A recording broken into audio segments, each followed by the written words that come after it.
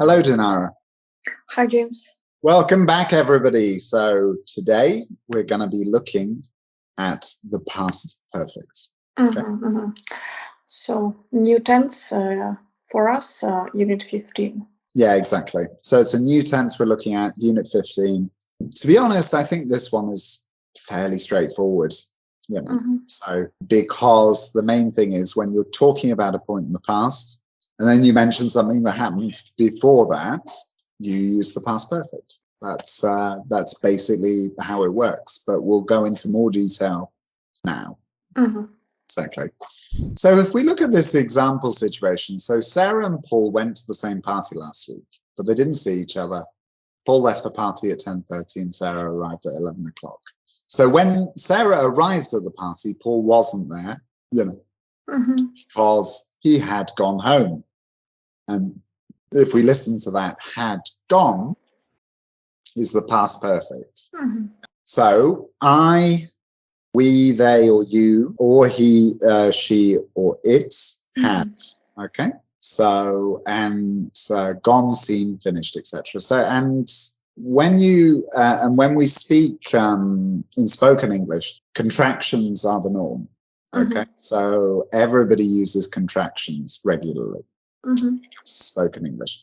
So you have, for example, so in this case, it's the "ed" ending. So that could, in different contexts, it could be would, or it could also be would. So you have to know it, whether it's would or had, based on context. So it's the same with the "as" ending, so he's, she's, it's. So it could be has or it could be is. You just have to know from context. And for pronunciation of these, it's I'd, we'd, they'd, you'd, he'd, she'd, it'd. So you hear with the it, because we have a M with a consonant, then you need to add ud soundings. The ending. So it'd. So let's have a look at some of these examples. So the past perfect simple is had plus the past participle. Okay? Gone, seen, finished. Sometimes we talk about something that happened in the past. Sarah arrived at the party. This is the starting point of the story. Then if we want to talk about things that happened before this time, we use the past perfect. So when Sarah arrived at the party, Paul had already gone home. And you've got some more examples. When we got home last night, we found that somebody had broken into the flat.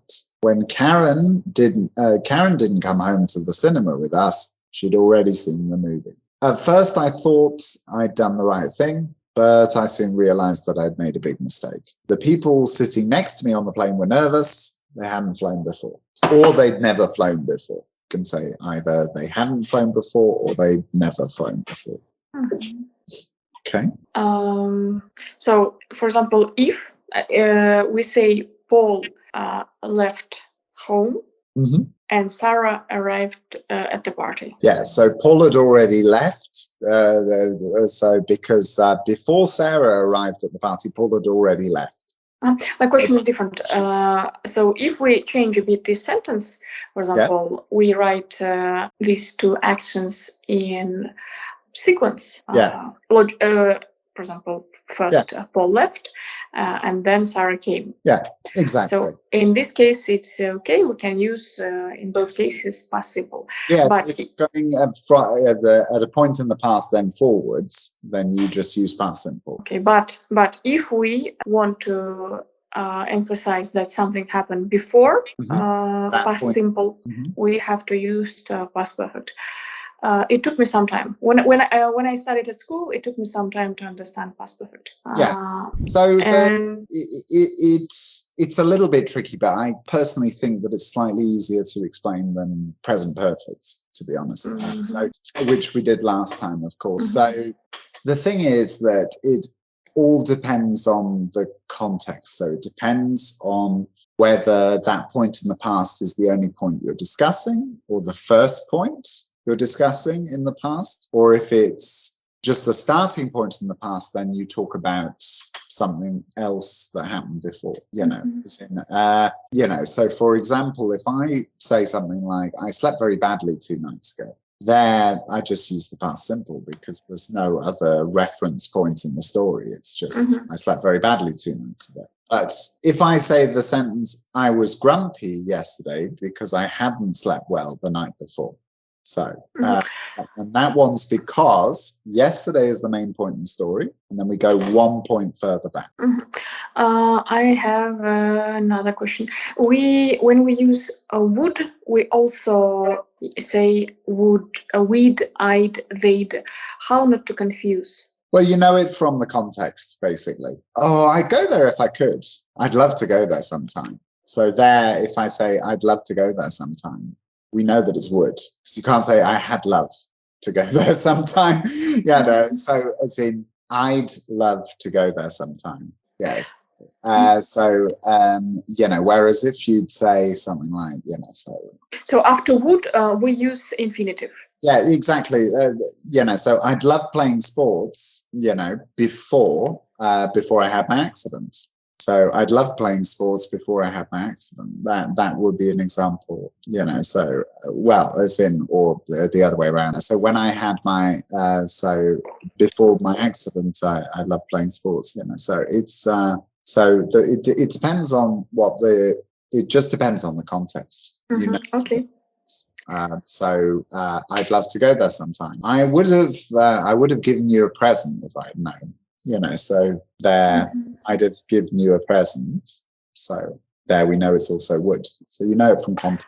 I would have given. I'd have given.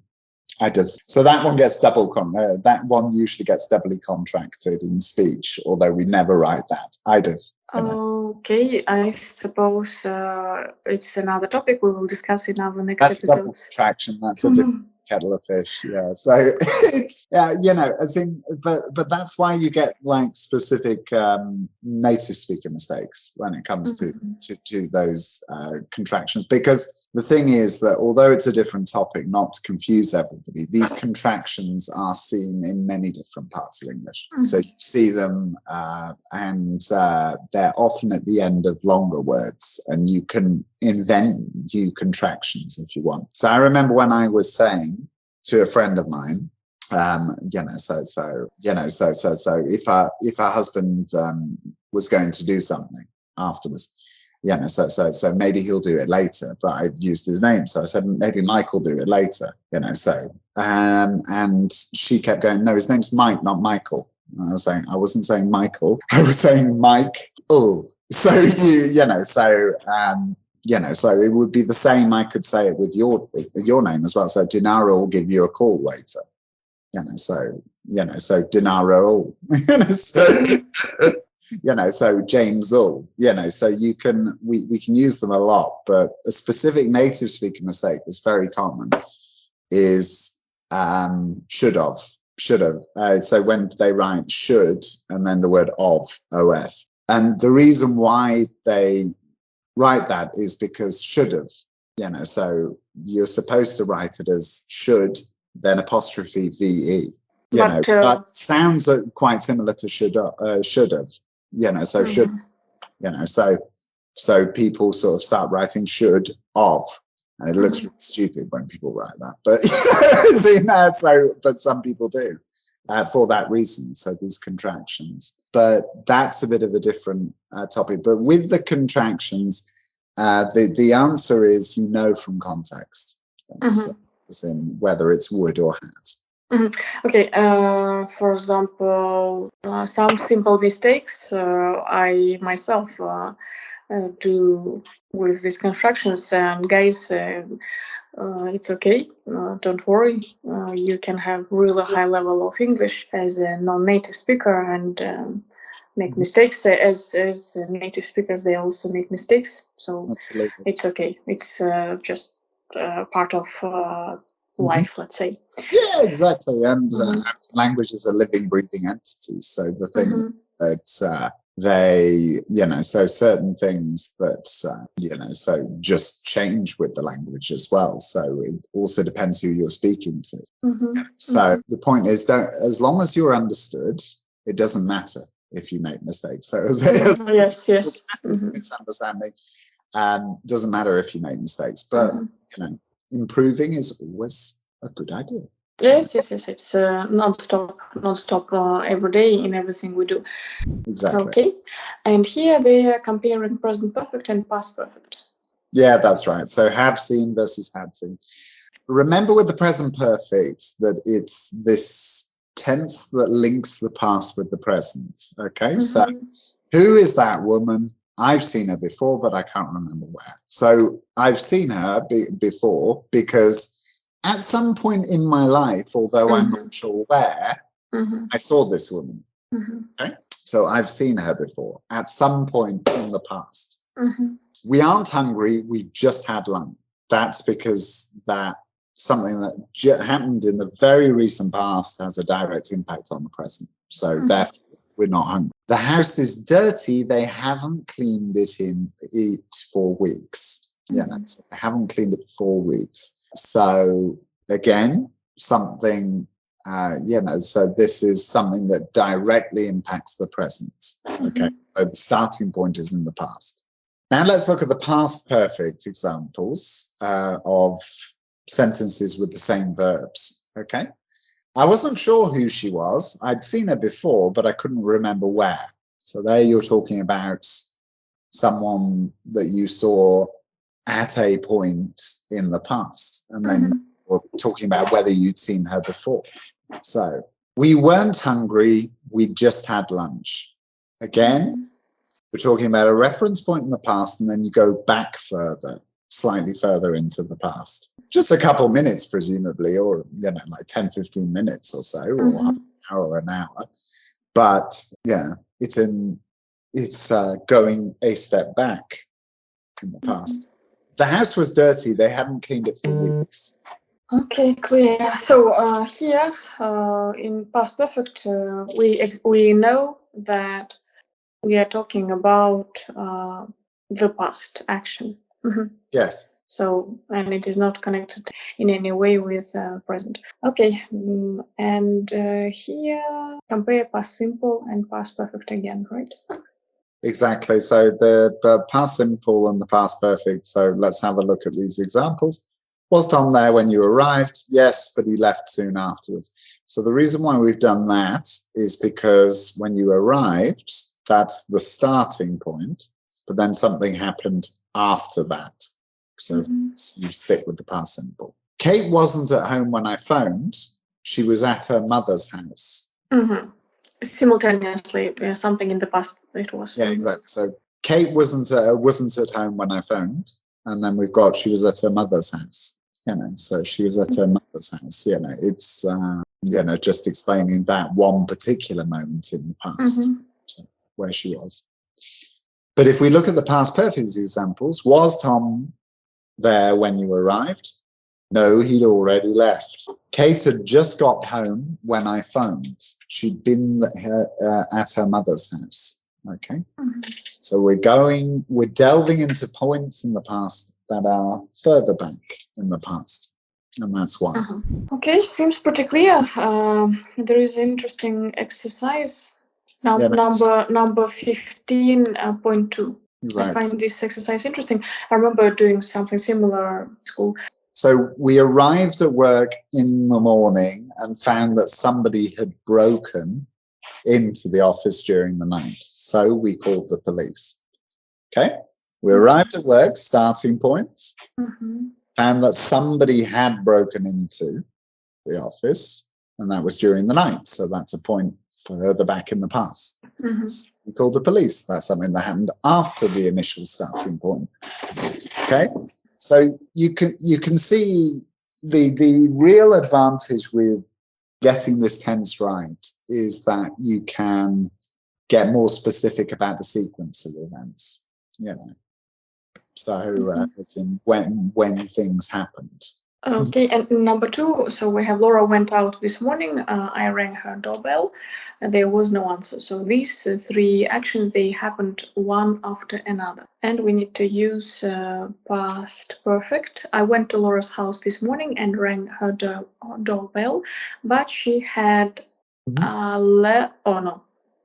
but yeah. So there was no answer. She she had gone out. Exactly. She'd gone out. Okay. And obviously contraction, as you said, we say she'd gone out. Yeah, she'd gone out. She'd.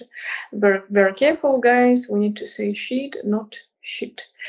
I met. Yes. Sorry. Careful. Yeah, because for example, as and quite often some students they instead of as they say us. Yeah.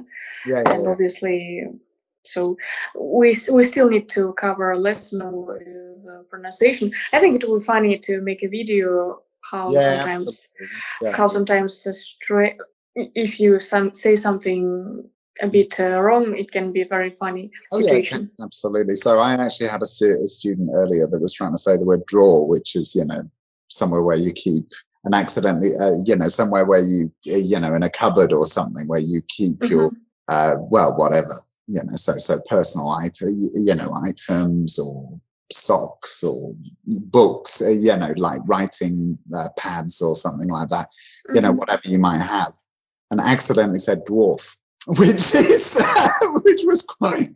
was quite funny because those are two very, very different words. So draw and dwarf, so it happens quite a lot. Absolutely. And it's okay. So pretty clear, you're right. Past perfect is straightforward. And as usual, please like our videos, share with your friends. If you need our help with your English, write us on WhatsApp. You can find under this video. Whatever you would like to write in the comments below, we're curious to read. Especially how do you find past simple? Past perfect. For example, in the past, it was a difficult topic for me to understand. And see you in our next episodes. Bye, guys. See you in the next episodes. Bye-bye.